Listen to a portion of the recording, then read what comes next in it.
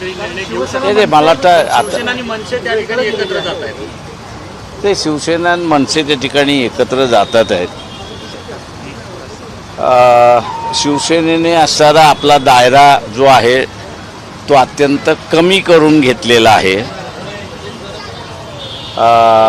आणि तो म्हणजे की मनसेला घेतल्यामुळे मुंबईमध्ये नॉन मराठी माणूस जो आहे तो काही मनसेकडे वळत नाही, म्हणजे मनसेमुळेच सेनेकडे वळत नाही अशी असणारी परिस्थिती आहे. दुसरं जे आहे ते म्हणजे सेनेबरोबर कोकणातला कुणबी हा मोठ्या प्रमाणात होता.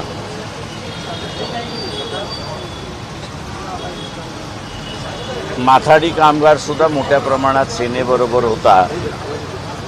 माथाडी कामगार अजून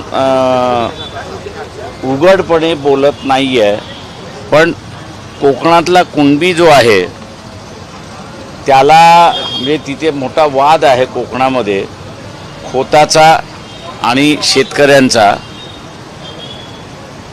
तेव्हा शासनाने ज्या काही जमिनी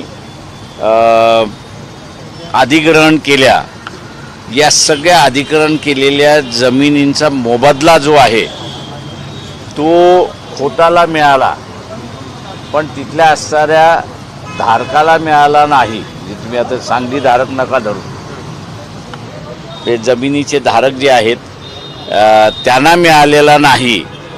आणि सेनेने या सगळ्या कुणबी समाजासाठी काहीही केलेलं नाही आणि त्याच्यामुळे कुणबी हा सुद्धा मोठ्या प्रमाणात शिवसेनेवरती नाराज आहे असं मी त्या ठिकाणी मानतो आहे.